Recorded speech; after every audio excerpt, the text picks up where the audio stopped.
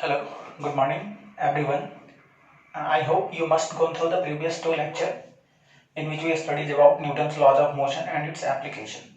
Today we are going to discuss the force of friction individually. Okay, so let's start with the friction. What is friction?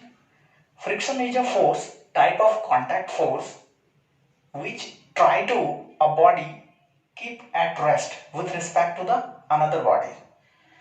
Let's state with an illustration. जैसे मान लो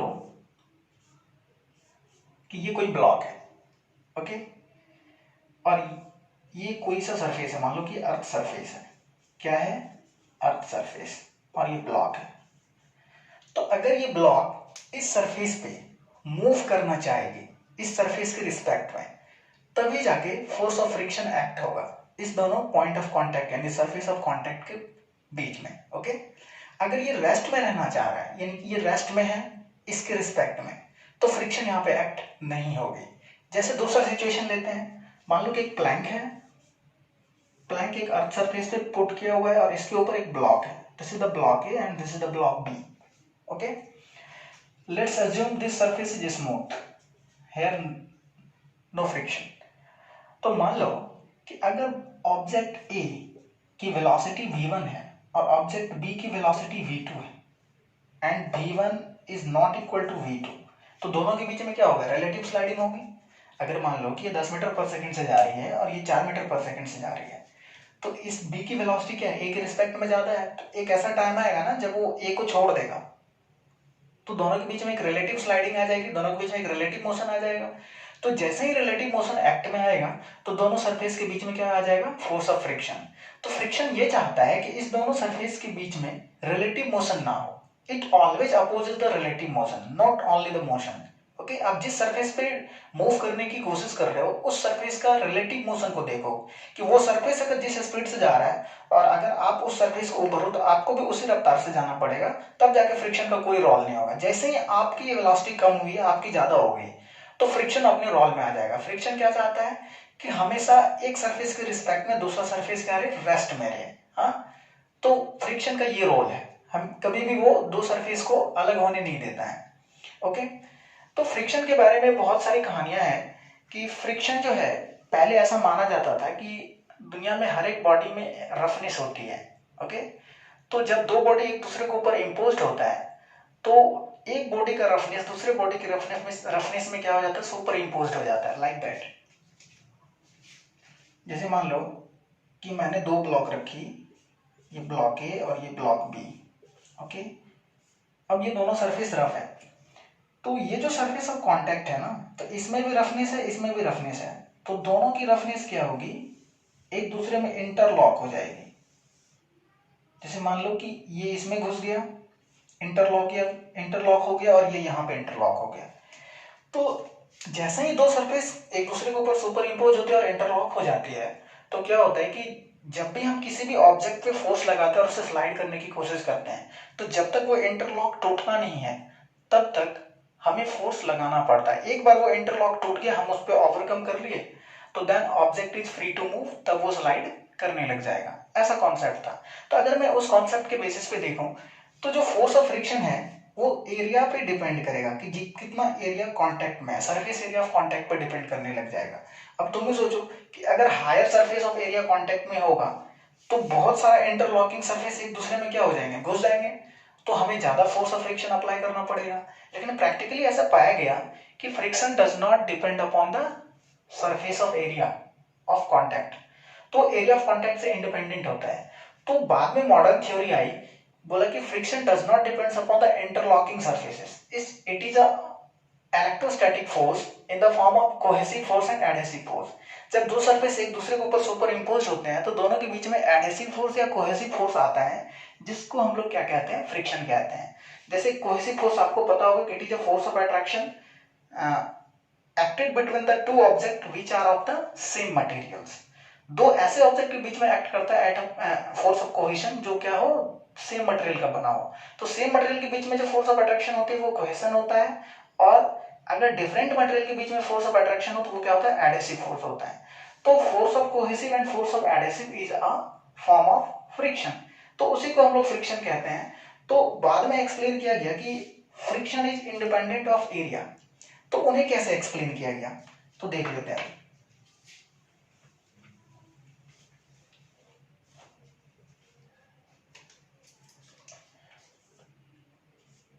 ऐसा कहा गया कि जैसे मान लो कि ये ब्लॉक ए है, ये अर्थ सरफेस में ही रखा हुआ है, तो कहा गया कि ये तो हमारा कोहेसिव या एडहेसिव फोर्स के कारण होता है। तो जब हम लोग किसी भी एक्सटर्नल फोर्स को अप्लाई करते हैं तो एडहेसिव फोर्स या कोहेसिव फोर्स क्या करता है, दोनों सरफेस के रिलेटिव मोशन को रोकता है। तो वहां पे भी एक कॉन्सेप्ट आई कि अगर एरिया बढ़ा देंगे तो क्या होगा। तो इस चीजों को जो एक्सप्लेन किया गया, कहा गया कि अगर मैं इसको माइक्रोस्कोपिक व्यू से देखूं, माइक्रोस्कोपिक व्यू, माइक्रोस्कोपिक व्यू, तो माइक्रोस्कोपिक व्यू से देखने के बाद ऐसा लगता है कि ये दोनों सरफेस का एरिया ऑफ कांटेक्ट जितना हमें दिख रहा है, जो अपीयर हो रहा है हमारे सामने, वो एक्चुअल नहीं है ना। Actual area of contact is very very less than as you can see. अब यहां पे जैसे हम इसका माइक्रोस्कोपिक डायग्राम बनाते हैं तो वो इस तरह से बनता है, कहीं कहीं पे जाके वो टच होता है। तो जैसे देखो, अगर आप यहां से देख रहे हो तो ऐसा लग रहा है कि पूरा का पूरा एरिया ऑफ कांटेक्ट इस अर्थ में है। हाँ, अर्थ और इस दोनों का ये पूरा का पूरा जो एरिया ऑफ कांटेक्ट है वो हमें दिख रहा है। लेकिन जब इसे माइक्रोस्कोपिक व्यू पे देखते हैं तो कहीं कहीं पे एरिया ऑफ कांटेक्ट होता है। तो actual area of contact is very less than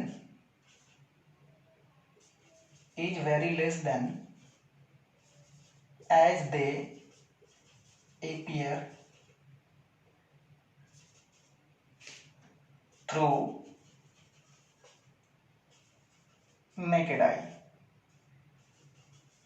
जो हमारे आंखों से दिखता है उतना एरिया ऑफ कांटेक्ट नहीं होता है। तो जैसे कहीं कहीं पे अब अगर वो अटैच्ड है एक दूसरे के साथ, एक मॉलिक्यूल दूसरे मॉलिक्यूल के साथ अटैच्ड है, तो क्या होता है कि वो सरफेस एरिया ऑफ कांटेक्ट से आप एरिया आप कितना भी बढ़ा लो तो ये कांटेक्ट ज्यादा नहीं बढ़ते हैं।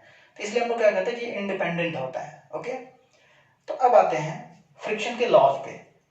तो सबसे पहले हमने क्या सीख लिया कि friction opposes the relative motion between two objects.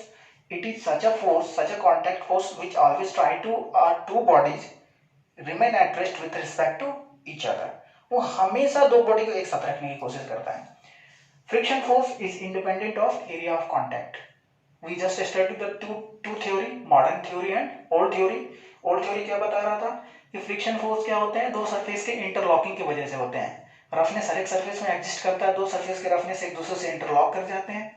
तो उस इंटरलॉक को ओवरकम करने के लिए जो भी फोर्स रिक्वायर्ड होता है that is known as friction. और मॉडर्न थ्योरी क्या कहती है कि friction force is a just electrostatic force in the form of adhesive and cohesive.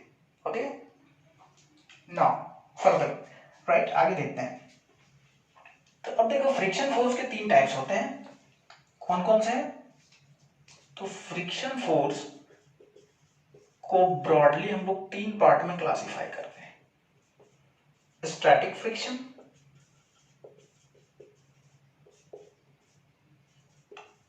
Kinetic friction and limiting friction. Okay, अब देखो कि स्टैटिक फ्रिक्शन कब एक्ट करेगा, काइनेटिक कब एक्ट करेगा और लिमिटिंग कब एक्ट करेगा। एक एग्जांपल से समझते हैं। एक अर्थ पे एक ब्लॉक रखा हुआ है, ब्लॉक ए, और मान लो एक इंसान है, इस ब्लॉक को धक्का दे रहा है, try to push the object. Okay, जैसे इसको धक्का देने की कोशिश कर रहे हैं तो हमने क्या किया, कुछ डाटा ऑब्जर्व किया कि पहले केस में ए ने कितना न्यूटन फोर्स लगाया, मान लो कि 5 न्यूटन फोर्स लगाया। ऐसे मान लो फोर्स अप्लाइड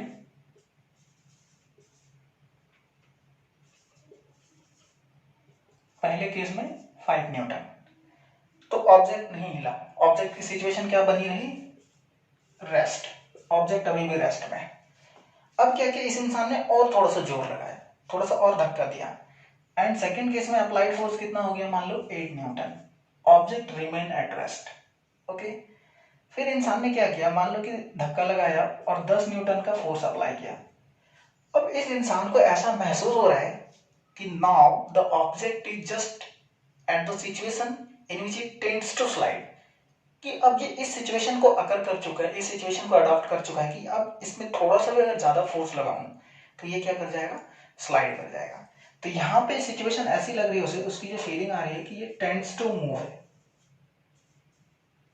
ओके, तो जब ऑब्जेक्ट टेंड्स टू मूव पे रहता है, यानी ऐसे सिचुएशन पे रहता है कि अब वो चलना शुरू कर देगा। अब हम अगर ये इंसान थोड़ा सा भी मान लो कि फोर्स अप्लाइड अपना 10.01 न्यूटन भी करता है, 10.01 न्यूटन भी अगर ये करता है, तो ऑब्जेक्ट क्या कर जाएगा, स्टार्ट्स टू मूव, है ना, वो मूव करने लग जाएगा। तो जिस सिचुएशन में ये मूव करने लग जाता है उस सिचुएशन को हम लोग क्या कहते हैं, लिमिटिंग फ्रिक्शन। ओके, और जब तक वो स्टैटिक रहता है तब तक जो फोर्स ऑफ फ्रिक्शन एक्ट करता है दैट इज स्टैटिक फ्रिक्शन। जैसे मान लो किसने अगर 5 न्यूटन का फोर्स लगाया तो ये ऑब्जेक्ट रेस्ट में है, तो इसका मतलब इसका 5 न्यूटन का फोर्स कहाँ गया, कहाँ डिसअपियर हो गया। तो there is another thing which act same force as that of men.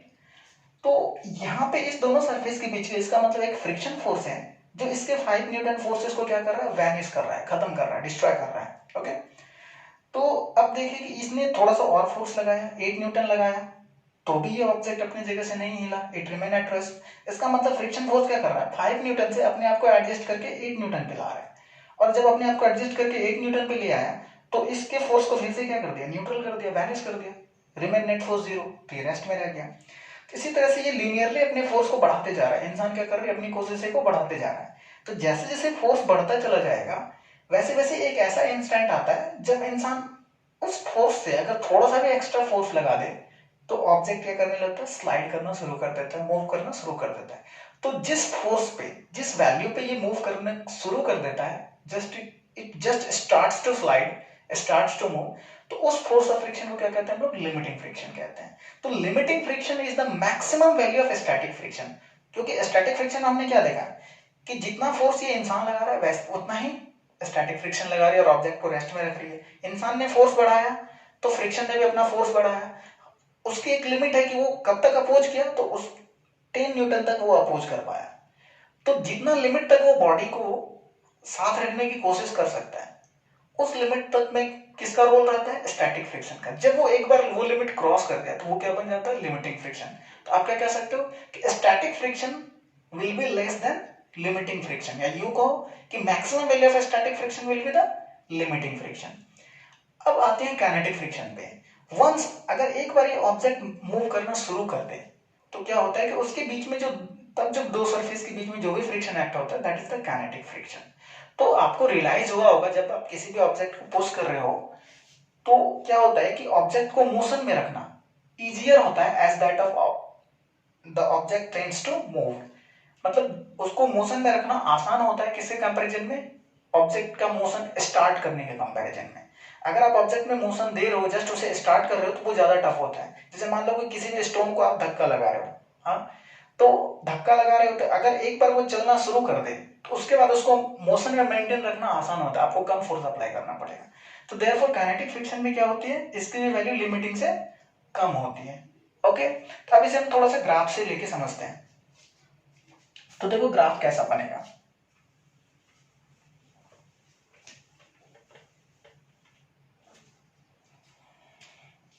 तो हम लोग ग्राफ ड्रॉ करते हैं।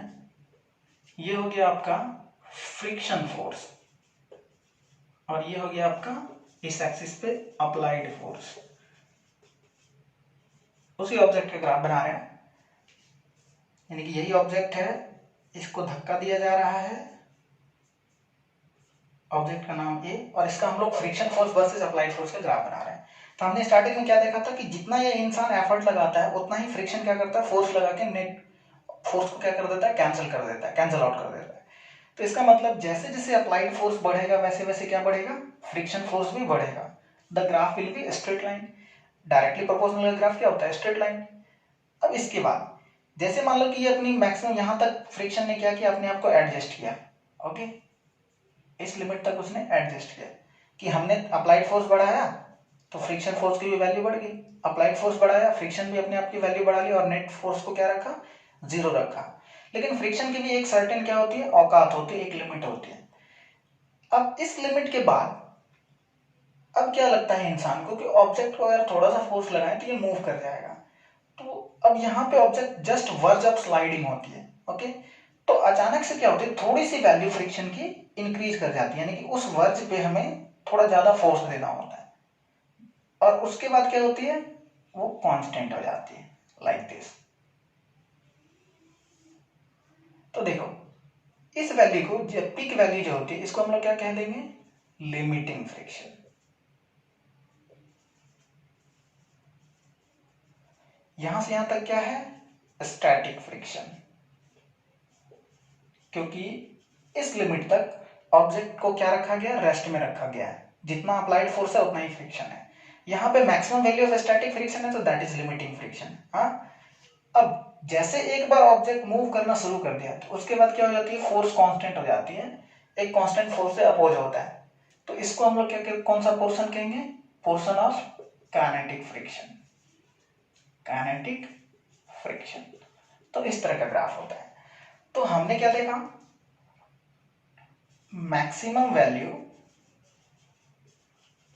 maximum value of static friction is limiting,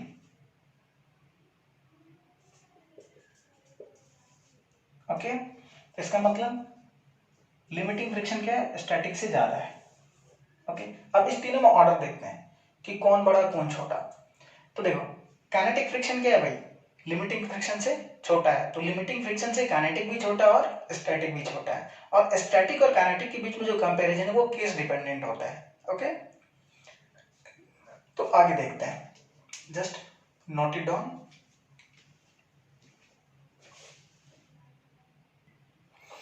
okay, आगे देखते हैं laws of limiting friction. Laws of limiting friction क्या कहता है कि लिमिटिंग फ्रिक्शन जो है वो नॉर्मल रिएक्शन के प्रोपोर्शनल होता है। अब देखो कि मान लो कि इस सरफेस पे जितना ज्यादा हम कंप्रेस करेंगे, जितना ज्यादा पुश करेंगे, उतना ज्यादा क्या होगा, दोनों सरफेस के जो मॉलिक्यूल्स हैं वो काफी नजदीक आएंगे। तो इंटरमॉलिक्यूलर फोर्स ऑफ अट्रैक्शन जो है, वो जो फोर्स ऑफ कोहेशन और एडिशन है, वो क्या होगा, बढ़ेगा। तो जितना ज्यादा हम लोग नॉर्मल रिएक्शन लगाते हैं उतना ही ज्यादा क्या होता है, लिमिटिंग फ्रिक्शन की वैल्यू बढ़ती है, ओके। तो इस प्रोपोर्शनैलिटी को हम लोग म्यू से रिप्लेस करते हैं। म्यू क्या कहलाता है, coefficient of friction depends upon the roughness of the surface, यानी कि नेचर ऑफ द सरफेस पे डिपेंड करेगा कि वो कितना स्मूथ है और कितना रफ है। तो ये जो वैल्यू होती है ये क्या होती है, मैक्सिमम। तो एफ मैक्स बराबर क्या लिखेंगे, maximum friction force is equal to mu into N. अब देखो कि it is independent of area of contact. पहले भी मैंने बताया कि जो ये जो पॉइंट था कि friction is independent of area of contact, इसको सेकंड मतलब मॉडर्न थ्योरी से क्या किया गया, एक्सप्लेन किया गया। तो कितना भी एरिया पे आप ऑब्जेक्ट को रख दो उससे फ्रिक्शन डिपेंड नहीं करेगा। अगर मान लो कि आप 1 मीटर स्क्वायर का ऑब्जेक्ट रखे हो और फ्रिक्शन 10 न्यूटन का है, तो आप 100 मीटर स्क्वायर का भी अगर ऑब्जेक्ट रख दो सेम मास का, तो फ्रिक्शन वही रहेगा, ओके। लेकिन अगर आप मास बढ़ा दोगे एरिया के साथ साथ तो नॉर्मल रिएक्शन बढ़ेगा, तो फ्रिक्शन क्या हो जाएगी, बढ़ जाएगी। अब देखो कि फ्रिक्शन, लिमिटिंग फ्रिक्शन जो होती है वो क्या होती है, स्टैटिक फ्रिक्शन की मैक्सिमम वैल्यू होती है। तो स्टैटिक फ्रिक्शन क्या होगा, हमेशा इससे लिमिटिंग वैल्यू से छोटा होगा, लेस देन और इक्वल टू। मैक्सिमम इसके औकात कहां तक है, लिमिटिंग तक, या तो लिमिटिंग से छोटा होगा या लिमिटिंग के बराबर होगा। अगर एक बार ऑब्जेक्ट चलना शुरू कर देता है तो क्या होता है, ऑब्जेक्ट जैसे चलना शुरू कर देगा तो उस पे उसको मोशन में रखना आसान होता है, तो वहां पे काइनेटिक फ्रिक्शन एक्ट करने लगती है। तो काइनेटिक फ्रिक्शन जब एक्ट करने लगती है तो उसकी वैल्यू क्या होती है, छोटी होती है as compare to the limiting friction. तो इसलिए कोएफिशिएंट ऑफ फ्रिक्शन, ये जो म्यू एस है तो ये कोएफिशिएंट ऑफ स्टैटिक फ्रिक्शन हो गई, और म्यू की क्या है, कोएफिशिएंट ऑफ काइनेटिक फ्रिक्शन। तो स्टैटिक फ्रिक्शन का कोएफिशिएंट क्या होता है, बड़ा होता है काइनेटिक फ्रिक्शन के कोएफिशिएंट से। अब इसमें नेक्स्ट केसेस आते हैं कि how to find the direction of friction. ये सबसे बड़ा तरीका है कि मतलब बड़ा लोचा होता है बच्चों में कि फ्रिक्शन की डायरेक्शन कैसे पता करें। तो सबसे पहली बात तो static friction is a self adjusting force. अगर आप मान लो कि किसी भी चीज को इधर से धक्का दे रहे हो और ऑब्जेक्ट मूव नहीं कर रहे, तो इसका मतलब फ्रिक्शन हमारे अपोजिट है। आप क्या करो, आप दूसरी तरफ आके उसी ऑब्जेक्ट को इधर से आगे पुश करो, तो जैसे आप इधर से पुश करोगे तो फिर भी ऑब्जेक्ट नहीं मूव कर रहे थे, इस बार फ्रिक्शन ने क्या किया, उतना ही मैग्नीट्यूड से अपनी डायरेक्शन बदल दी। तो फ्रिक्शन को पता है कि हमें किस डायरेक्शन में और कब एक्ट करना है, ओके, उसे फिजिक्स आती है। तो इसलिए फ्रिक्शन क्या कहलाता है, सेल्फ एडजस्टिंग कहलाता है, स्टैटिक फ्रिक्शन। और एक बार जब ऑब्जेक्ट चलना शुरू कर देता है तब तो पता चल जाता है भाई कि हमें किस डायरेक्शन में एक्ट करना है, मोशन रिलेटिव मोशन के अपोजिट डायरेक्शन में एक्ट करना है। तो अगर आपको फ्रिक्शन की डायरेक्शन पता करनी हो तो आप क्या करो, एक यूनिवर्सल तरीका है कि आप ऐसे सिचुएशन मान लो जैसे दो सरफेस दिया है, जिस सरफेस के बीच में आपको फ्रिक्शन चाहिए, तो पहले ये मान लो कि वो सरफेस पे फ्रिक्शन अभी नहीं है, कंप्लीट सरफेस स्मूथ है। उसके बाद बॉडी की टेंडेंसी देखो कि बॉडी की टेंडेंसी किधर है मूव करने की, जस्ट फ्रिक्शन क्या करेगा, उसका अपोज करेगा। अब जैसे देखो, मान लो कि एक इलस्ट्रेशन लेते हैं,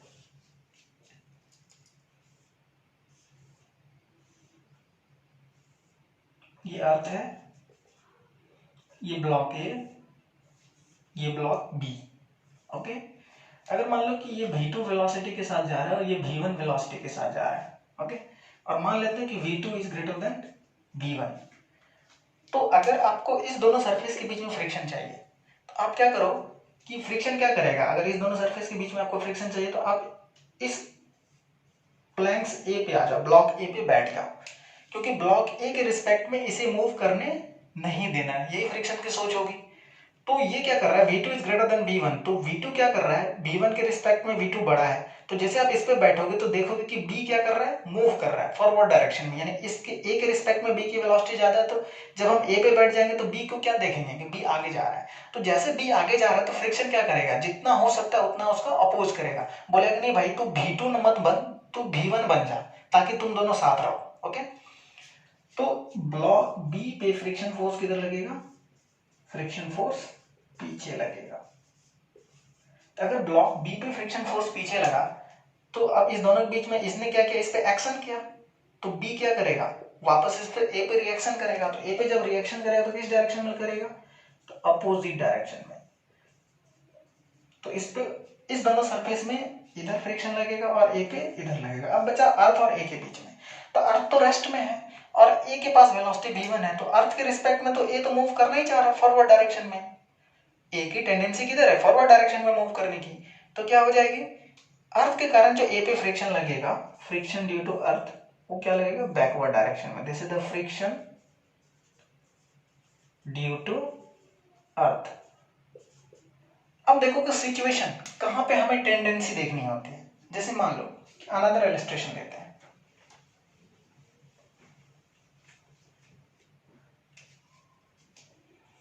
मान लो एक इंक्लाइन प्लेन है, यहां पे हमने ब्लॉक को रख दिया, ये इंक्लिनेशन थीटा। अब ये ब्लॉक क्या करेगा, ऐसा मान लो कि फ्रिक्शन नहीं है, तो ब्लॉक की टेंडेंसी किधर होगी मूव करने की, इधर टेंडेंसी शो करेगा, तो जैसे इधर टेंडेंसी शो करेगा तो फ्रिक्शन किधर लगेगा, जस्ट इसके अपोजिट, क्योंकि इसके रिस्पेक्ट में नीचे आना चाह रहा है। एक और इलस्ट्रेशन लेते हैं, मान लो कि ऐसा है,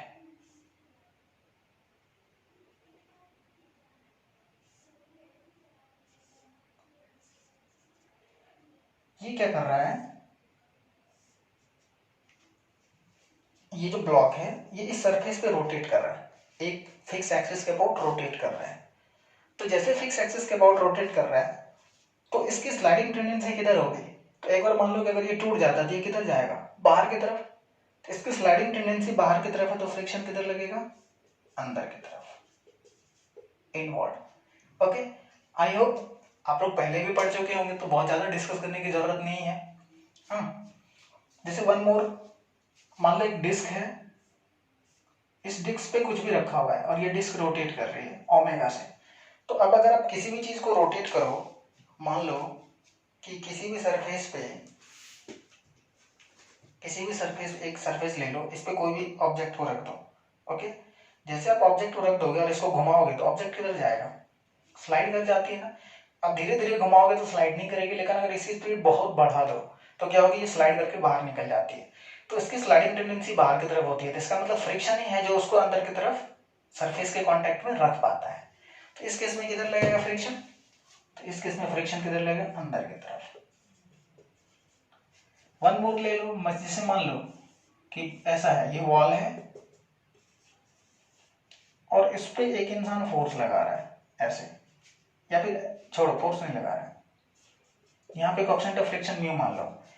अब देखो कि अगर ये सरफेस स्मूथ होता तो mg की वजह से ये नीचे की तरफ स्लाइड करता, स्लाइडिंग टेंडेंसी नीचे है, तो फ्रिक्शन किधर लगेगा, अपवर्ड, मतलब ये फ्रिक्शन की वजह से रुका होगा।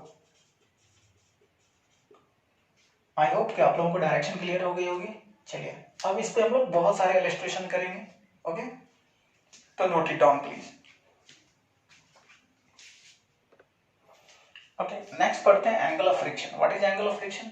तो जैसे कि मैंने बताया कि फ्रिक्शन क्या है, कांटेक्ट फोर्स है। तो कांटेक्ट फोर्स के दो कंपोनेंट होते हैं, एक हॉरिजॉन्टल डायरेक्शन में, एक वर्टिकल डायरेक्शन में। तो जो वर्टिकल डायरेक्शन में होते हैं उसको हम लोग कहते हैं नॉर्मल रिएक्शन, और जो हॉरिजॉन्टल डायरेक्शन में होते हैं वो क्या कहलाते हैं, फ्रिक्शन। इस दोनों का रिजल्टेंट जो होता है वो कांटेक्ट फोर्स होता है। तो नेट कांटेक्ट फोर्स ये वाली लाइन होगी। अगर आप पैरेललोग्राम ड्रॉ करो तो ये नॉर्मल, इसके पैरेलल ये लाइन होगी, इधर फ्रिक्शन, इधर ये। तो ये फ्रिक्शन फोर्स को रिप्रेजेंट करेगा, ये नॉर्मल को रिप्रेजेंट करेगा। तो ये नेट कांटेक्ट फोर्स होगा। अगर आपसे नेट कांटेक्ट फोर्स की मैग्नीट्यूड पूछे तो √n² प्लस फ्रिक्शन फोर्स का स्क्वायर। ओके, अब देखो कि एंगल ऑफ फ्रिक्शन क्या कहलाता है कि वर्टिकल के साथ जितना एंगल बनाता है कौन, net force, net contact force vertical component के साथ जो भी एंगल बनाएगा that will be the angle of friction.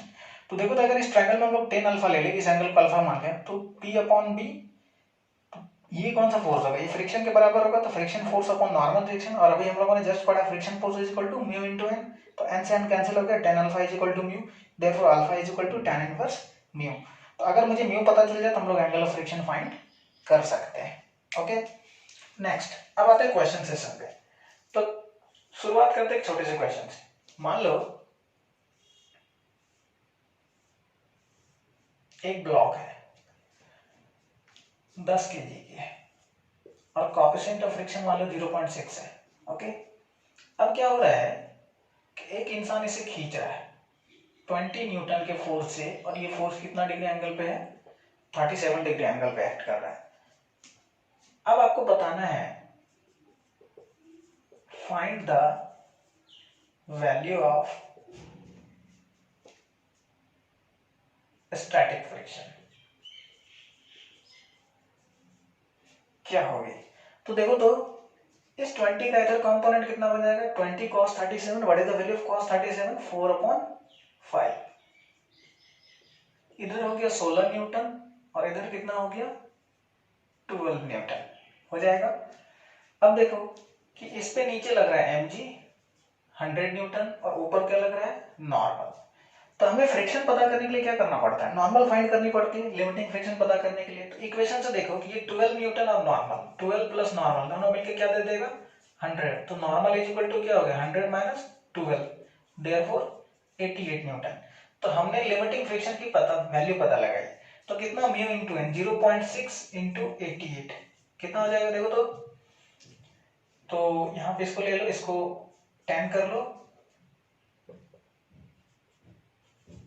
6 8 जा 48, यहाँ पे 52 divided by 10 that is 52.8 Newton.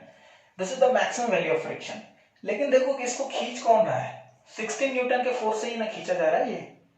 तो हमारी क्या है कि लिमिटिंग वैल्यू अगर अप्लाइड फोर्स से ज्यादा है तो फ्रिक्शन क्या करेगा, इधर 52.8 लगा देगा क्या, नहीं।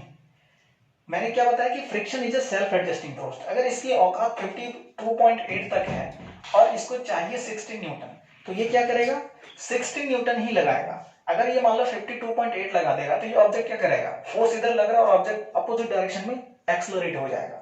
तो ये पॉसिबल नहीं है। तो therefore answer will B 16 Newton only.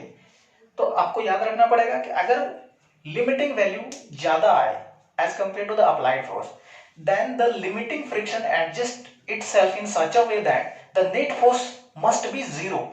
तो वो अपनी टोटल वैल्यू को अप्लाई नहीं करेगा, वो अपनी टोटल वैल्यू को अप्लाई करने की जरूरत नहीं है, जितना अप्लाइड फोर्स है उतना ही अप्लाई करेगा। लेकिन हमें चेक जरूर करना पड़ेगा कि इसकी मैक्सिमम कैपेसिटी कहां तक है।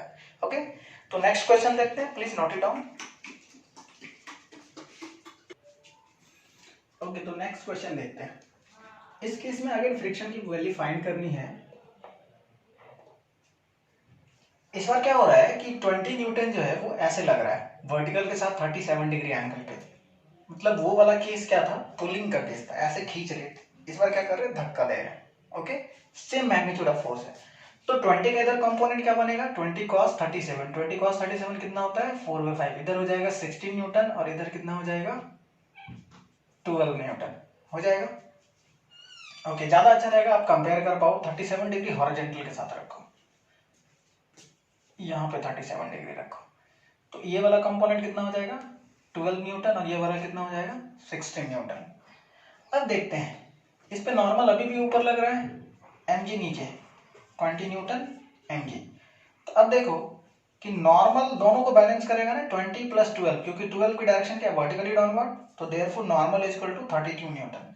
तो what will be the maximum value of friction, तो maximum value of friction will be 0.4 into 32, point हटाओ कितना हो गया 4 2 8, 128/10 देयरफॉर 12.8 न्यूटन। अब देखो कि maximum value of friction is the 12.8 Newton, इसके मैक्सिमम औकात यहीं तक है और हम अप्लाई कितना कर पा रहे हैं 16 न्यूटन। तो इसका मतलब ये अपनी मैक्सिमम वैल्यू को यूज करेगा, क्योंकि अप्लाइड फोर्स क्या है उससे ज्यादा है, तो अप्लाइड फोर्स उससे ज्यादा है तो फ्रिक्शन की वैल्यू कितनी हो जाएगी 12.8। अगर अप्लाइड वैल्यू कम होती तो फ्रिक्शन अपने आप को एडजस्ट करता है किसके बराबर, इसके बराबर, और क्या करता try to object keep it at rest.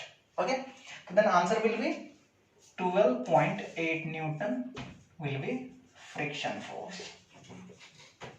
तो आप क्या नोट कर लोगे, नोट आपको क्या करना है, when applied force is less than F max, maximum friction से अगर वो छोटा होता है, then applied force is equal to friction force। तो जितना अप्लाइड फोर्स होता है उतना ही फ्रिक्शन फोर्स होगा। ओके, नेक्स्ट क्वेश्चन देखते हैं। नेक्स्ट क्वेश्चन ऐसा है कि मान लो एक वॉल है, इस वॉल पे हमने क्या किया, एक ब्लॉक लगा दिया, 5 kg की ब्लॉक है और हम लोग अप्लाई कर रहे हैं 100 न्यूटन का फोर्स। ओके, यहाँ पे कोएफिशिएंट ऑफ स्टैटिक फ्रिक्शन 0.4 है, कोएफिशिएंट ऑफ काइनेटिक फ्रिक्शन 0.3 है। ये हो गया आपका केस 1। केस 2 देखते हैं, फिर से ये वॉल है, अगेन ये क्या है 5 kg की है, इस बार क्या हो रहा है कि 500 न्यूटन का फोर्स लग रहा है, फिर से μs 0.4, μk 0.3 and the third one, तीसरा केस ऐसा है, केस थर्ड, कि मान लो कि यही वॉल है और इस पे फोर्स ऐसे लग रहा है, 500 न्यूटन लग रहा है, इसको 1000 न्यूटन कर लो, इट वुड बी बेटर, और ये एंगल है 37 डिग्री और इस पर ये 10 kg का है। अगेन म्यू की जो वैल्यू है μs 0.4 एंड μk 0.3। इन तीनों केसेस में बताना है find friction force in all these cases and also find acceleration।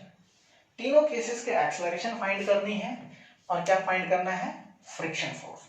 तो देखते हैं कैसे सॉल्व करना है, आप भी स्क्रीन पॉज करके ट्राई कीजिए।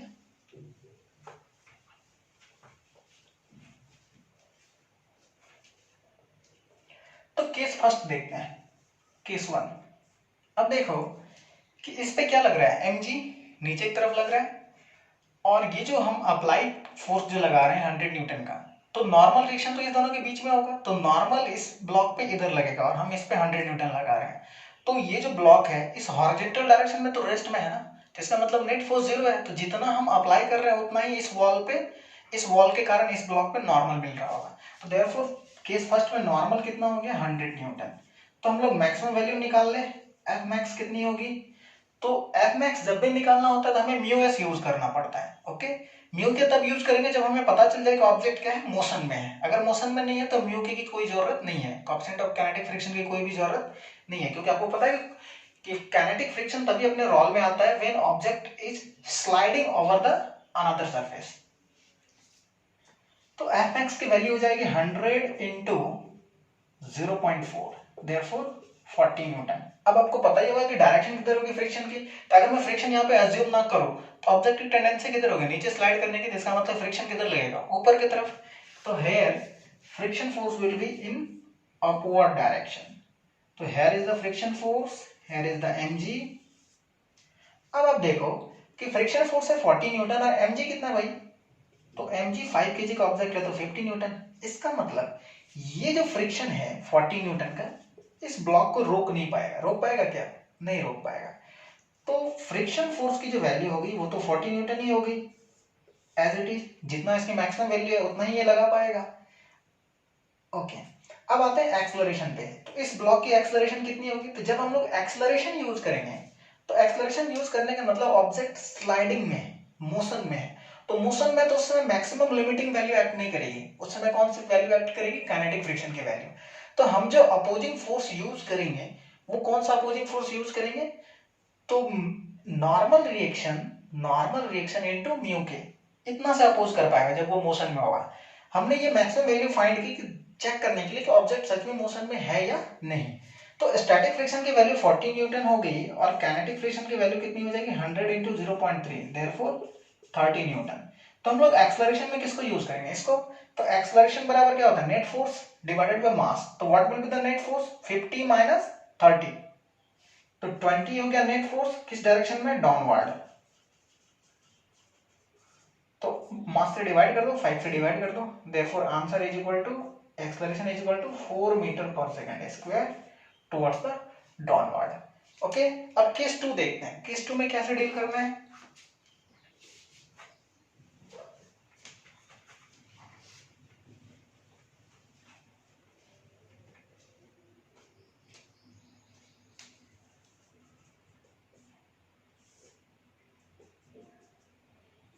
केस 2 में क्या है कि आपकी ऑब्जेक्ट अगेन 5 kg की है। इस बार अप्लाइड फोर्स कितना है? 500 न्यूटन। ओके, तो 500 न्यूटन है। अगेन म्यू एस और म्यू के सेम है, तो फिर से हम लोग मैक्सिमम वैल्यू निकाल लें फ्रिक्शन की। तो F max is equal to 0.4 into normal reaction 500 इधर से लग रहा है, अप्लाइड फोर्स है तो ये वॉल इस पे नॉर्मल देगा, ये रेस्ट में है, वॉल तोड़ के इधर जा नहीं रहा है, तो इसका मतलब नॉर्मल इज इक्वल टू कितना हो जाएगा? 500 न्यूटन। तो 500 इंटू 4, पॉइंट हटा दो, 10 नीचे, therefore 200 Newton will be the maximum value of friction. और काइनेटिक फ्रिक्शन कितनी होगी? तो 4/10, सॉरी म्यू के 3/10 इंटू 500, तो 150 न्यूटन हो जाएगा म्यू के। What will be the mg? mg will be the 50 Newton. तो अब देखो कि स्टैटिक फ्रिक्शन जो है मैक्सिमम आपकी जो वैल्यू है वो कितनी है? 200 न्यूटन। ओके, और जब वो एक बार मोशन में आ जाता है तो कितना फ्रिक्शन लगाएगा? 150 न्यूटन। तो आपका जो अप्लाइड फोर्स है जो उसे मोशन में रखना चाह रहा है, तो स्टैटिक फ्रिक्शन क्या है? उससे कई गुना ज्यादा है, 4 टाइम्स ज्यादा है। तो स्टैटिक फ्रिक्शन तो इधर 200 नहीं लगाएगा, क्योंकि अप्लाइड फोर्स से आपका मैक्सिमम फ्रिक्शन ज्यादा है, तो मैक्सिमम फ्रिक्शन अपना 50 न्यूटन ही यूज करेगा इसको रेस्ट में रखने के लिए। तो therefore value of static friction will B F static will be only 50 Newton and acceleration will be 0, क्योंकि ये मोशन तो करेगा ही नहीं। अब आते हैं थर्ड केसेस में। थर्ड केस में क्या है भाई?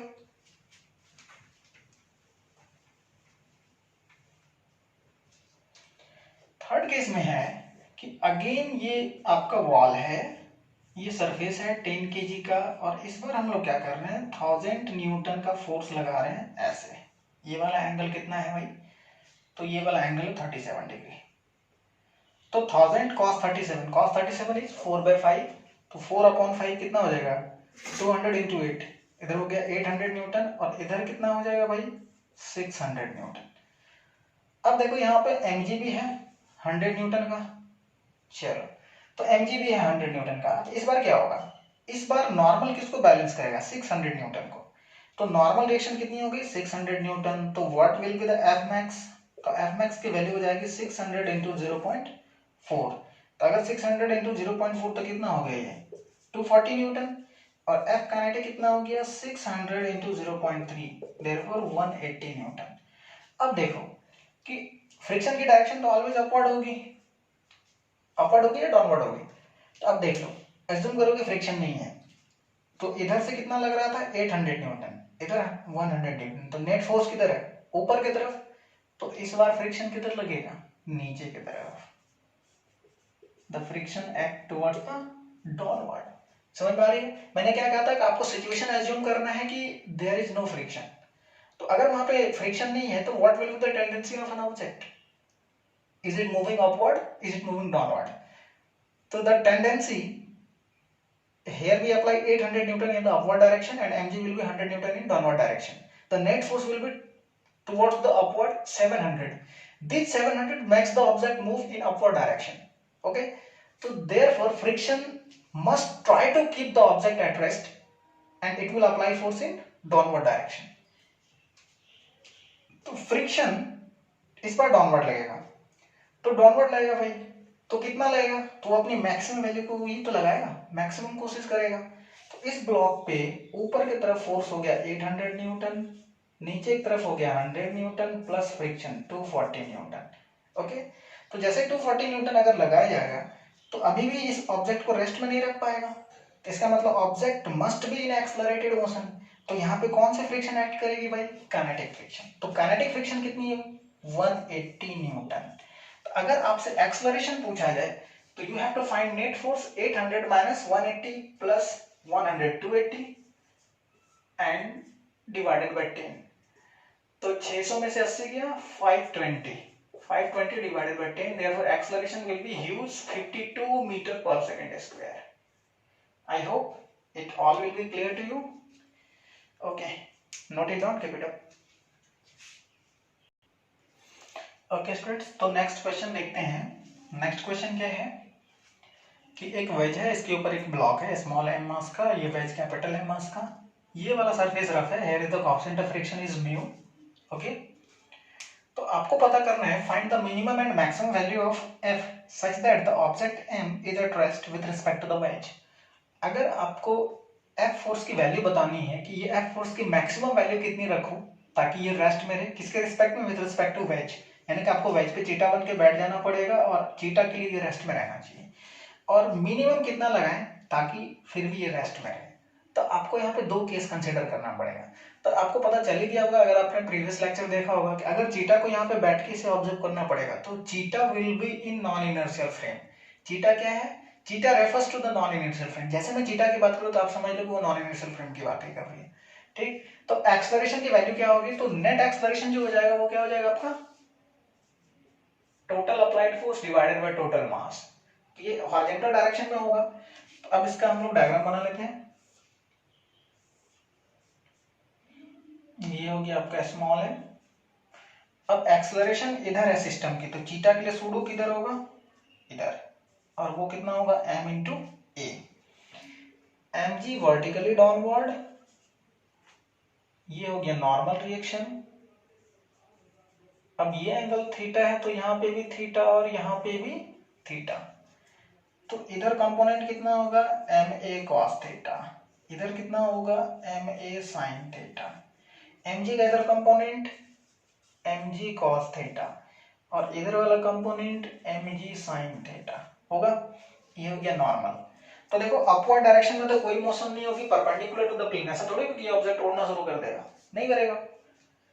तो n इज इक्वल टू क्या हो जाएगा? M G cos theta plus M A sine theta. Okay, ये नॉर्मल रिएक्शन हो गया।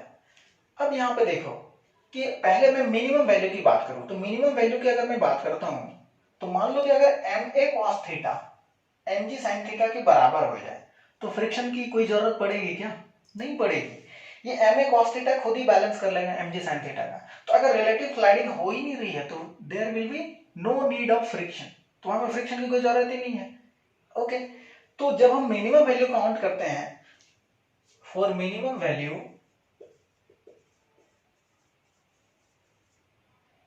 M A cos theta equal to क्या लिखेंगे? एम जी साइन थीटा। यानी हम इस फोर्स को उतना ही रखें कि इस फोर्स के द्वारा जो भी प्रोड्यूस्ड एक्सेलरेशन होगा वो प्रोड्यूस्ड एक्सेलरेशन इसके वेट को एम जी साइन थीटा को बैलेंस कर ले। अब देखो, अब क्या होगा कि अगर आप फोर्स को बढ़ाते चलेंगे तो एक्सेलरेशन बढ़ता चला जाएगा, और जैसे एक्सेलरेशन बढ़ेगा तो m A cos theta will be increases, इसकी वैल्यू बढ़ती चली जाएगी। एम जी साइन थीटा तो फिक्स है, तो जैसे इसकी वैल्यू बढ़ती चली जाएगी, तो अगर ये mg sin थीटा को क्रॉस कर गया तो नेट फोर्स किधर हो जाएगा, अपवर्ड डायरेक्शन में। तो ये ब्लॉक ऊपर चढ़ना शुरू कर देगा, तो हमें इस ब्लॉक को तो रेस्ट में रखना है, तब वहां पे फ्रिक्शन की रोल आएगी। अगर mg sin थीटा और ma cos थीटा बैलेंस है तो यहाँ पे फ्रिक्शन की कोई जरूरत नहीं है।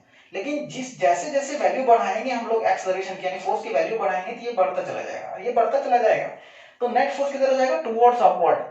तो अगर अपवर्ड चला जाएगा तब फ्रिक्शन बोला कि नहीं भाई तुझे तो रेस्ट में ही रहना है, तो फ्रिक्शन अपने रोल में आएगा और इस ऑब्जेक्ट पे किधर एक्ट करेगा, along the plane downward direction में। तो वहां पे अलग वैल्यू आएगी। एक केस हम लोग क्या कंसीडर करेंगे मैक्सिमम के लिए कि when ma cos theta will be greater than mg sin theta. तो जब ग्रेटर देन होगा तो फ्रिक्शन आएगा, और अगर ये दोनों बराबर है तो फ्रिक्शन की कोई जरूरत नहीं है। तो पहले हम लोग मिनिमम वैल्यू निकाल रहे हैं, तो इसलिए ma cos थीटा को डायरेक्ट कितना कर रहे हैं, mg sin थीटा। तो mn एंड n कट जाएगा, तो a cos theta is equal to g sin theta, and what will the value of a, f upon m plus m into cos theta is equal to g sin theta. Therefore f equals m plus m into g sin upon cos tan theta. This is the minimum value of applied force. Okay, अब देखते हैं case 2। Case 2, when ma cos theta is greater than mg sin theta. अगर वो ma cos theta बड़ा हो जाए mg sin theta से, तो क्या होगा, then friction comes into play, friction अपने रोल में आएगा, and try to keep the body at rest. अब सेकंड केसेस देखते हैं।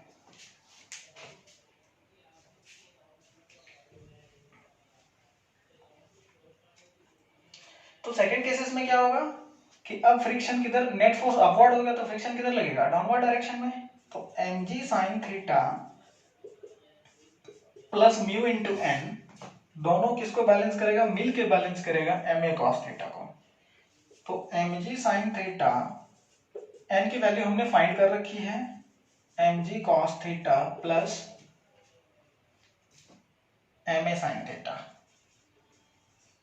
Into n is equal to ma cos theta. Okay, तो mg sin थीटा प्लस, ये तो n हो गया, यहाँ पे म्यू मल्टीप्लाई करना पड़ेगा, म्यू mg cos थीटा, यहाँ पे हो गया mu ma sin theta is equal to ma cos theta. Now mg common हो गया, sin theta plus mu cos theta is equal to क्या लिखेंगे, m कॉमन ले लेंगे, a कॉमन ले लेंगे, तो बचेगा cos theta minus mu sin theta बचेगा। तो m और m कैंसिल हो गया। ओके, अब देखो तो sin theta plus mu cos theta upon cos theta minus mu sin theta into g is equal to a, and what will be the value of a, f upon m plus m। तो अब क्या होगा, m plus m यहाँ पे गुना हो जाएगा, तो therefore answer will be m plus m into g sin theta mu cos theta divided by cos theta minus mu sin theta, that is the f max। अब इसे tan थीटा के term में भी लिखा जा सकता है बच्चों, cos थीटा से डिवाइड कर दो ऊपर नीचे, तो यहाँ पे cos और cos कट जाएगा, यहाँ tan बच जाएगा, यहाँ पे भी कट जाएगा cos और cos, यहाँ tan हो जाएगा। तो tan के टर्म में भी कहीं पे आंसर आता है, कहीं पे आपको cos और sin के टर्म में भी मिलेगा। तो no need to worry, please note it down. Okay okay बच्चों, तो नेक्स्ट क्वेश्चन क्या है कि एक फिक्स वेज है, इस पे एक एम मास का ब्लॉक रखा हुआ है, यहाँ पे रख दिया और इसे रिलीज कर दिया गया। क्या कर दिया गया, रिलीज्ड। तो एक बार सरफेस स्मूथ है और एक बार रफ है, तो जब स्मूथ सरफेस से रिलीज किया गया और मान लो कि जितना भी टाइम लगा, मान लो उसको हम लोग मान लेते हैं ts। ओके, और अगर इस सरफेस को रफ कर दिया जाए, तो रफ कर दिया जाए तो क्या होगा, ज्यादा टाइम लगेगा, तो कहता है कि जब सरफेस को रफ करते हैं तो that will take n times more time as that of smooth situation. तो रफ सरफेस में जो टाइम लगता है उसको हम लोग टीआर कह लेते हैं। तो जो टीआर लग रहा है रफ के टाइम में वो n टाइम्स ज्यादा लग रहा है as that of smooth situation. तो you have to find the coefficient of friction. Okay, तो पहले हम लोग स्मूथ सरफेस का टाइम निकाल लेते हैं। इसे रिलीज किया गया है, मान लेते हैं कि ये डिस्टेंस क्या है, इस डिस्टेंस को आप x मान लो कि इसे x डिस्टेंस ट्रैवल करनी पड़ रही है नीचे आने के लिए। तो आप क्या कर सकते हो, जब सरफेस स्मूथ है तो ये किसके वजह से नीचे आएगा, तो इधर हो गया mg sin थीटा और इधर क्या हो जाता है mg cos थीटा। यहाँ पे नॉर्मल अभी फ्रिक्शन नहीं है तो mg sin थीटा हो गया अगर फोर्स, इस फोर्स की वजह से ये नीचे आएगा तो एक्सेलरेशन कितनी हो जाएगी g sin थीटा। तो हम लोग x बराबर क्या यूज करें, ut plus half at square. तो रिलीज किया गया है यानी कि ये रेस्ट में है तो u जीरो हो जाएगा। तो half acceleration g sin theta into T square. Okay, तो टी एस मान लेंगे, स्मूथ टाइमिंग लग रही है। तो साइन थीटा की वैल्यू कितनी, साइन 45 डिग्री। तो साइन 45 डिग्री यानी कि g upon 2√2 into T s square. This is the equation 1। अब नेक्स्ट देखते हैं, जब ये सरफेस रफ हो जाएगा तो जब ये सरफेस रफ हो जाएगा तो अब एफबीटी कैसा बनेगा, mg sin theta as it is यहाँ पे एक्ट होगा लेकिन इधर फ्रिक्शन हो जाएगा म्यू इंटू एन। ओके, यहाँ पे mg cos थीटा तो रहना ही है और यहाँ पे नॉर्मल रहना है। तो n बराबर क्या हो जाएगा भाई, mg cos थीटा। तो n बराबर जब mg cos थीटा हो जाएगा तो नेट फोर्स कितना हो जाएगा, mg sin theta minus mu n. तो mg sin theta minus mu into n के बदले mg cos थीटा। तो a बराबर देखो m दोनों तरफ कट जाएगा, g कॉमन आ गया, sin थीटा यानी कि 1/√2 minus mu cos theta, therefore mu upon √2। sin 45 cos 45 क्या होती है, 1/√2 होती है। तो a की वैल्यू हो गई g 1 माइनस म्यू अपॉन √2। तो अगेन हम लोग इक्वेशन यूज करेंगे, तो x is equal to half g 1 minus mu upon √2 half a t square t r rough time. तो टी आर के बदले क्या पुट करोगे, ns। तो अगर यहाँ पे ns पुट करते हैं तो क्या हो जाता है m square t s square. This is the equation 2। अब क्या करते हैं हम लोग, दोनों इक्वेशन को डिवाइड कर देते हैं या दोनों को बराबर कर दो क्योंकि दोनों x के बराबर है। तो दोनों अगर x के बराबर है तो g t s square upon 2√2 must be equal to g 1 minus mu n square t s square upon 2√2। तो 2√2 g और g कट जाएगा, टी एस स्क्वायर कट जाएगा।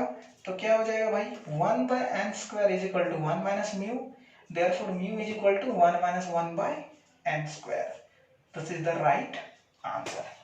Okay, please note it down.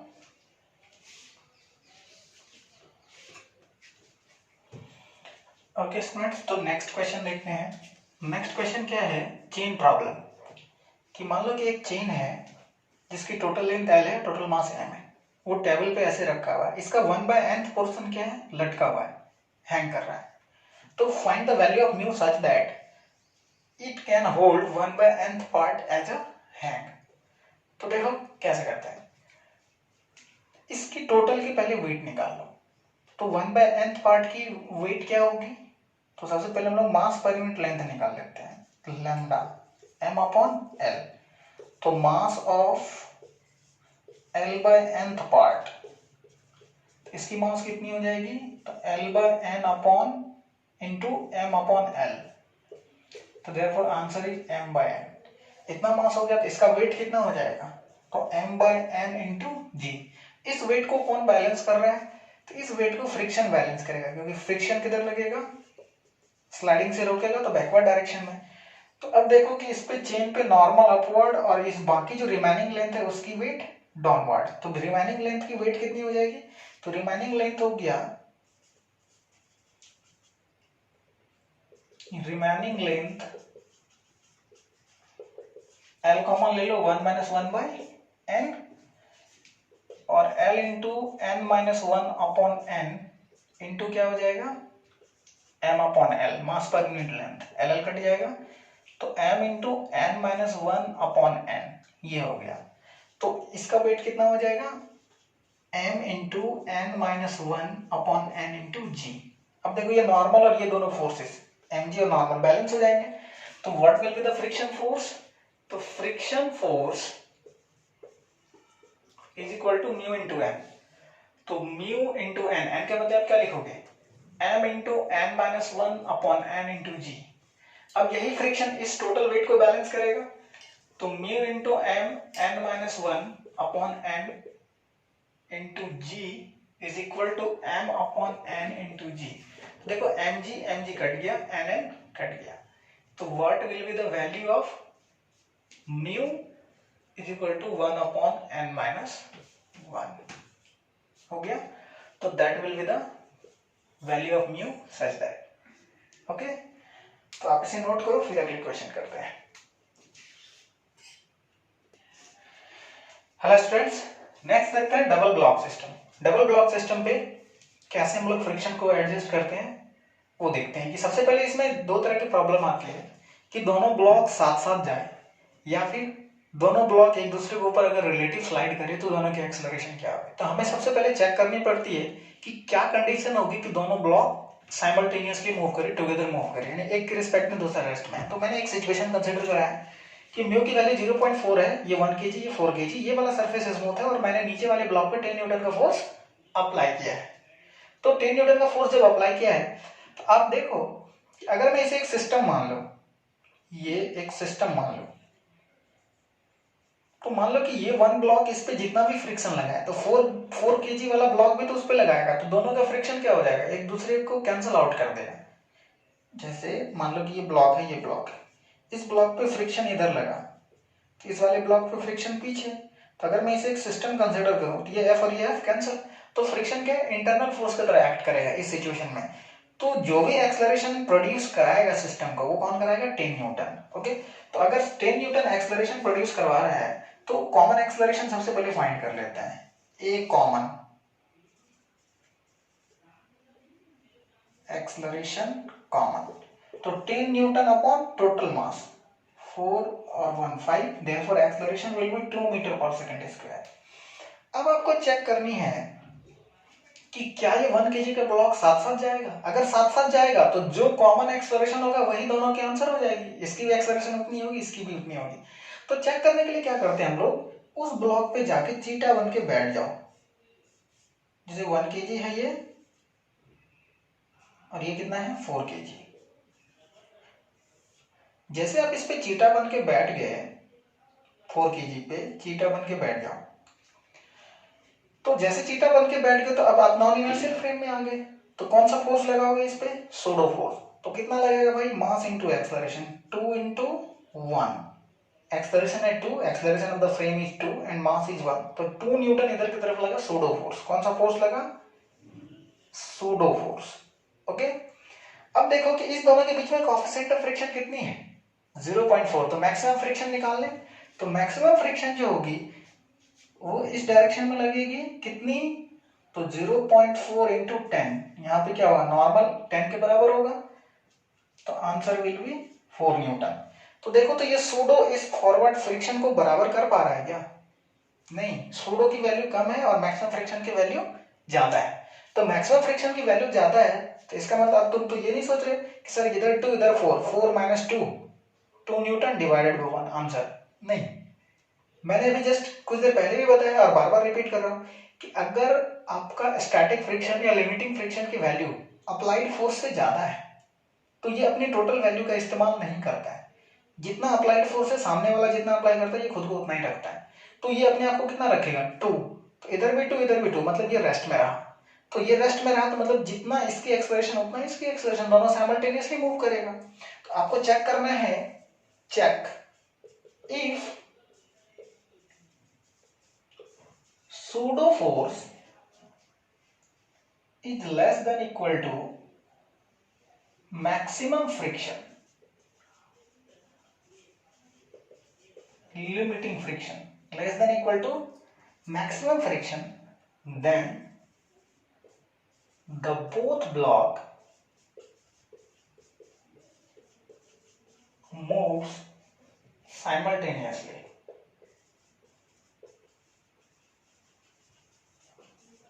दोनों block क्या करेंगे, simultaneously move करेंगे। ठीक, तो आंसर क्या हो जाएगा कॉमन एक्सेलरेशन की, 2 हो जाएगा। अब देखते हैं कि जब मान लो कि इसकी वैल्यू हम लोग बढ़ा दिए, यानी एक ऐसी सिचुएशन आई कि सूडो फोर्स बड़ा हो गया, किससे, मैक्सिमम फ्रिक्शन से। जैसे सूडो फोर्स बड़ा हो जाएगा मैक्सिमम फ्रिक्शन से, तो ये किधर स्लाइड करने लग जाएगी, पीछे की तरफ। तो स्लाइड करने लग जाएगी मतलब हमें ये पता चल गया कि भाई दोनों के बीच में रिलेटिव मोशन तो होगा। तो केस 2 देखो, case 2, when pseudo is greater than f limiting friction से सूडो बड़ा हो जाए, तो उस केस में क्या करते हैं। तो अभी हम लोग क्या कर लेते हैं, अज्यूम कर लेते हैं कि जो अप्लाइड फोर्स है वो 80 न्यूटन है। ओके, तो जब 80 न्यूटन अप्लाइड फोर्स है तो ऑब्वियस सी बात है कि कॉमन एक्सेलरेशन अगर निकालोगे इस केस में तो a बराबर कितना हो जाएगा, 80/5, 16। और अगर आप सूडो कैलकुलेट करो तो सूडो बराबर हो जाएगा 16 × 1, 16 न्यूटन। आपका एफ लिमिटिंग कितना है, तो एफ लिमिटिंग है आपका 4 न्यूटन। अब क्या होगा, अब पता चल गया कि रिलेटिव मोशन होगा, तो हमें रिलेटिव मोशन को जब पता चल गया कि रिलेटिव मोशन होगा तो तब दोनों की एक्सेलरेशन क्या होगी, अलग अलग होगी। तो अलग अलग एक्सेलरेशन कैसे फाइंड करेंगे, तो नाउ अगेन हम चीटा को क्या कर लेंगे, ग्राउंड फ्रेम में ले आएंगे। चीटा को ग्राउंड फ्रेम में ले आएंगे लाइक दिस। इस पे लग रहा है 80 न्यूटन, ये है 4 kg की, ये 1 kg का, और म्यू की वैल्यू 0.4। अब चीटा को ग्राउंड पे ले आए, भाई चीटा ने पता कर लिया कि इस दोनों की एक्सेलरेशन अलग अलग होगी, तो अब उस एक्सेलरेशन की क्या वैल्यू होगी। तो चीटा बताएगा कि सर ये जो 1 kg है ना, ये 1 kg सिर्फ और सिर्फ फ्रिक्शन की वजह से आगे जा रहा है, जिस भी एक्सेलरेशन से आगे जा पा रहा है उसके लिए सिर्फ फ्रिक्शन रिस्पॉन्सिबल है। डायरेक्ट तो हम लोग 80 न्यूटन इस पे अप्लाई कर रहे हैं, 1 kg पे कोई भी फोर्स नहीं है हॉरिजॉन्टल डायरेक्शन में, भले ही वर्टिकल डायरेक्शन में हो। इसका मतलब फ्रिक्शन जो है अपनी मैक्सिमम वैल्यू को यूज करके कोशिश करेगा कि भाई मैं 4 kg के साथ रखूं इसे, लेकिन वो कर नहीं पाएगा क्योंकि हमने उसे चेक कर लिया है, क्योंकि उसका जो सूडो है वो सूडो क्या हो रहा है, छोटा हो रहा है as compare to the applied force. Okay, तो हम लोग क्या लिखेंगे, f max is equal to m into a, 1 into a1 मान लेते हैं उसके एक्सेलरेशन, उसी वैल्यू से वो आगे जा पाएगा, और तो कोई फोर्स नहीं उसे आगे ले जाने के लिए। चीटा तो यही देखेगा भाई ये भी आगे जा रहा है, ये भी आगे जा रहा है, लेकिन इसको आगे ले जाने वाला फ्रिक्शन है और इसको आगे ले जाने वाला 80 न्यूटन है, और साथ ही साथ फ्रिक्शन का भी रोल होगा। तो पहले हम इसे तो देख लें। तो एफ मैक्स कितनी आई थी भाई, 4 न्यूटन। तो 4 न्यूटन इज इक्वल टू क्या लिखोगे, 1 इंटू a1, देयरफॉर a1। तो a1 हो गया 4 मीटर पर सेकेंड स्क्वायर, यानी कि पहली ब्लॉक की तो एक्सेलरेशन इतनी होगी। ओके, अब सेकेंड ब्लॉक पे आते हैं, नीचे वाले ब्लॉक पे। तो नीचे वाले ब्लॉक पे जब आएंगे तो देखो क्या होता है।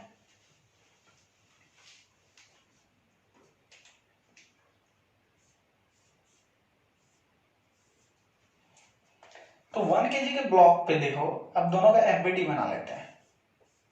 1 kg के ब्लॉक पे फ्रिक्शन रिस्पॉन्सिबल है इसे आगे ले जाने के लिए।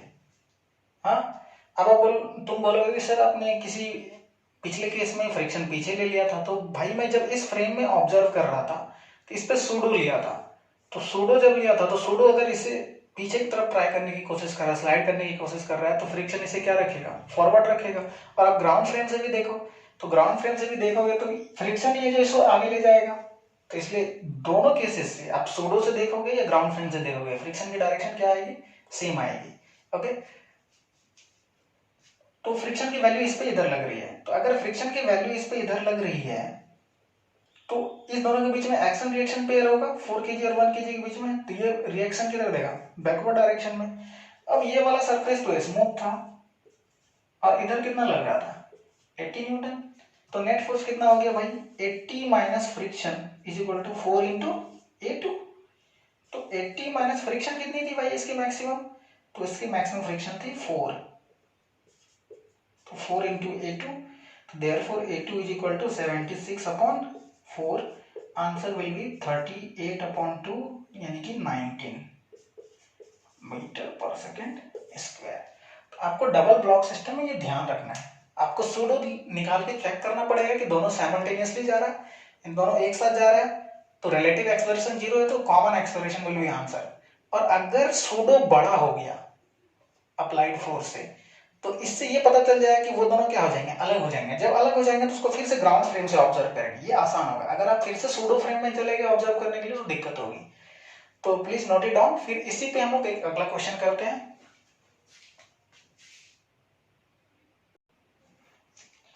ओके स्टूडेंट्स, तो नेक्स्ट क्वेश्चन है find the maximum value of F, ये जो अप्लाइड फोर्स है F, such that both the blocks move together. हम एफ की मैक्सिमम कितनी वैल्यू रख सकें ताकि इस दोनों को एक साथ मूव करना है, और ये वाला सरफेस स्मूथ है। तो अब आपको क्या करना है, फिर से कॉमन एक्सेलरेशन निकालनी है। कॉमन एक्सेलरेशन बराबर total applied force divided by total mass, लिख लिया आपने। अब हमें क्या करना है भाई कि इस वाले ब्लॉक पे नीचे वाले ब्लॉक पे बैठ जाना है, क्योंकि दोनों को हमें साथ साथ चलाना है। तो जैसे बैठ जाएंगे इस वाले ब्लॉक पे तो इस पे सूडो लगाएंगे। कितना लगाएंगे, तो mass into acceleration of the frame लगाएंगे। तो एक्सेलरेशन ऑफ द फ्रेम लगा दिया। अब देखो कि अगर ये वाला ब्लॉक और ये दोनों साथ साथ चल रहा है तो सूडो की वैल्यू क्या होनी चाहिए, फ्रिक्शन से कम होनी चाहिए, तभी तो साथ साथ रख पाएगा फ्रिक्शन। वरना अगर सूडो बड़ा हो गया तो स्लाइडिंग शुरू हो जाएगी। तो फ्रिक्शन इस पे इधर लग रहा है भाई, तो इसका मतलब m a must be less than equal to friction. तो ए के बदले क्या लिखोगे भाई, f upon m plus m must be less than friction. कितना हो जाएगा, तो म्यू इंटू एम जी। तो mu into m g, m cancel हो गया, therefore f must be less than equal to mu m plus m into g. अगर हम लोग फ्रिक्शन की वैल्यू इससे छोटा रखते हैं तो ये दोनों साथ साथ मूव करेगा। तो कई बार ये सारे क्वेश्चन पूछे जाते हैं। अब जैसे हम लोग अगला क्वेश्चन लेंगे तो अभी तक हमने नीचे वाले सरफेस को डबल ब्लॉक सिस्टम में स्मूथ रखा है। अब यहाँ पे भी क्या कर देंगे हम लोग, फ्रिक्शन ऐड कर देते हैं। ओके, अब देखते हैं उसको कैसे डील करना है। तो please keep note it down. Okay students, तो नेक्स्ट क्वेश्चन देखते हैं। इस बार हमने क्या किया है, यहाँ पे भी कोएफिशिएंट ऑफ फ्रिक्शन लगा दी है mu, and the question remain same कि what is the maximum value of f such that the both the blocks move together. Okay, तो एफ की मैक्सिमम वैल्यू फाइंड करनी है। तो देख लेते हैं।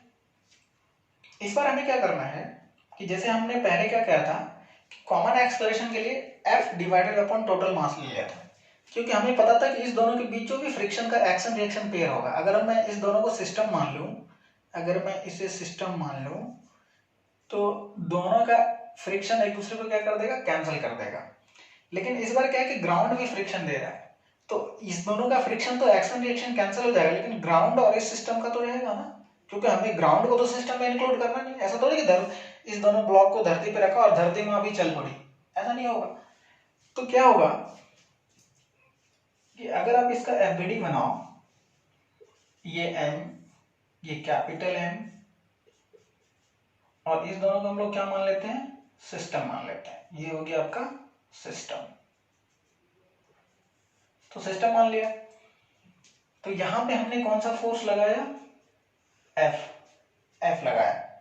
अब देखो कि इस दोनों का फ्रिक्शन तो कैंसिल हो जाएगा, लेकिन अर्थ का फ्रिक्शन कैंसिल नहीं होगा। तो अर्थ इस पे फ्रिक्शन किधर लगाएगी, पीछे की तरफ।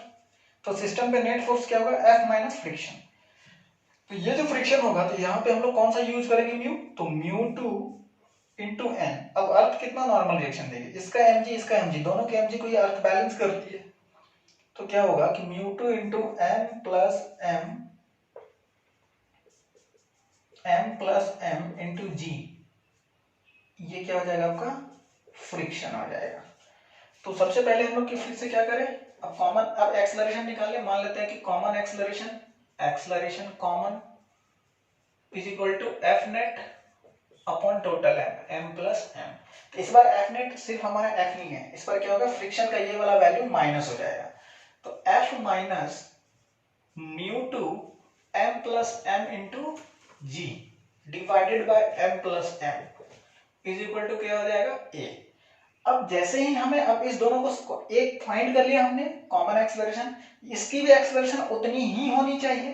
तो इसका मतलब कि जो भी फ्रिक्शन इस पे लगेगा वो उस पे कितना लगेगा, तो मास इंटू एक्सेलरेशन। या फिर ऐसे आ जाओ चीटा को बिठा लो, चीटा को कैपिटल एम पे बिठा लिया तो चीटा क्या करेगा भाई, बोलेगा कि नहीं सर इस पे तो सूडो लगेगा, तो सूडो कितना लगेगा m इंटू ए।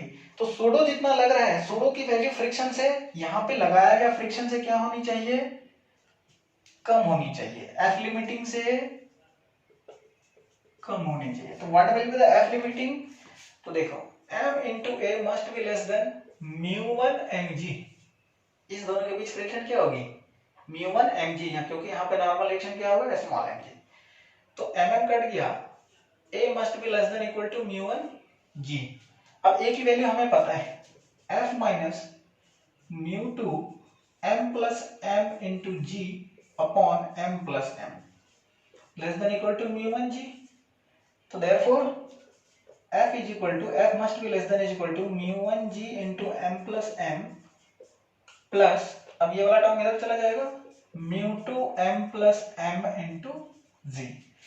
तो f must be less than is equal to m plus m into g, इधर बन जाएगा μ1 plus μ2, that will be the right answer. Okay, अब हम लोग लास्ट क्या करते हैं, ट्रिपल ब्लॉक सिस्टम पे डिस्कस करते हैं।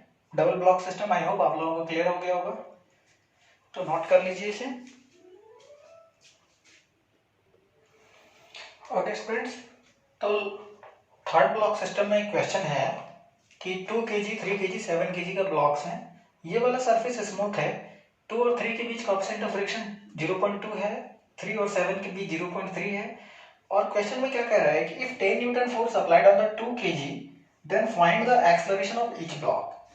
अगर इस पे 10 न्यूटन का फोर्स लग रहा है तो हर एक ब्लॉक की क्या एक्सेलरेशन होगी। तो सबसे पहले हम लोग 2 kg का डायग्राम बनाते हैं, और वो भी फ्री बॉडी डायग्राम। तो 2 kg पे 10 न्यूटन इधर लग रहा है, तो ऑब्वियस सी बात है कि बॉडी, अगर यहाँ पे फ्रिक्शन नहीं होता तो बॉडी आगे जाती, जिसका मतलब फ्रिक्शन इस पे पीछे की तरफ एक्ट करेगा। तो 10 न्यूटन और यहाँ पे फ्रिक्शन हो गया, कितना हो जाएगा, तो नॉर्मल रिएक्शन इसका हो जाएगा 2g, और कोएफिशिएंट ऑफ फ्रिक्शन कितना है μ1, तो μ1 2g पीछे लग गया। तो अगर इस ब्लॉक पे μ1 2g पीछे लग जाएगा तो ये 2 kg क्या करेगा, 3 और 7 kg के सिस्टम को, इस दोनों का भी फिलहाल एक मान लो, तो इसके टोटल सिस्टम पे ये क्या करेगा, रिएक्शन एक्सर्ट करेगा at the upper part of 3 kg, 2 into μ1 g।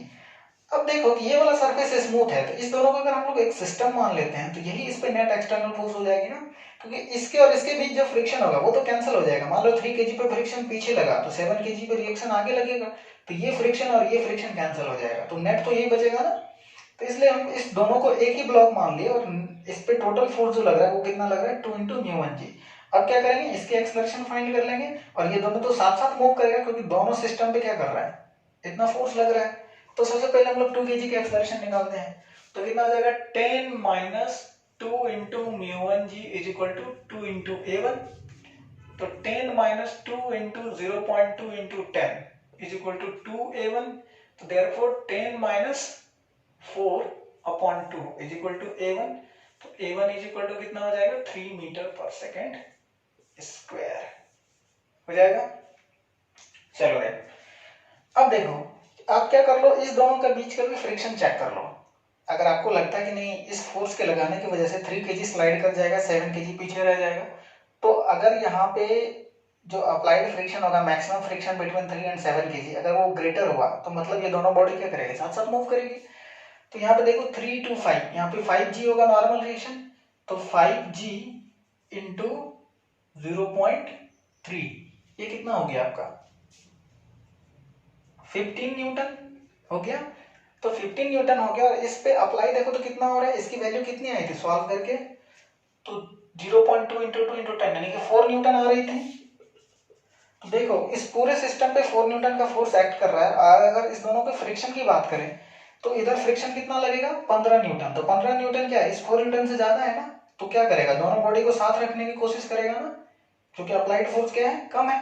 तो इसलिए आपको टेंशन नहीं लेना, आपको क्या मानना है कि 3 और 7 kg का फ्रिक्शन एक दूसरे को कैंसिल कर देंगे, ये दोनों साथ साथ मूव करेगी, और किस फोर्स से मूव करेगी, इस फोर्स से। तो जब दोनों साथ साथ मूव करेगी तो दोनों की एक्सेलरेशन क्या होगी, सेम होगी, कॉमन होगी। तो अगर कॉमन एक्सेलरेशन की बात करें तो a2 is equal to a3 is equal to कितना हो जाएगा 4, टोटल फोर्स 4 डिवाइडेड अपॉन 10, यानी कि इस दोनों की एक्सेलरेशन होगी 0.4 मीटर पर सेकेंड स्क्वायर।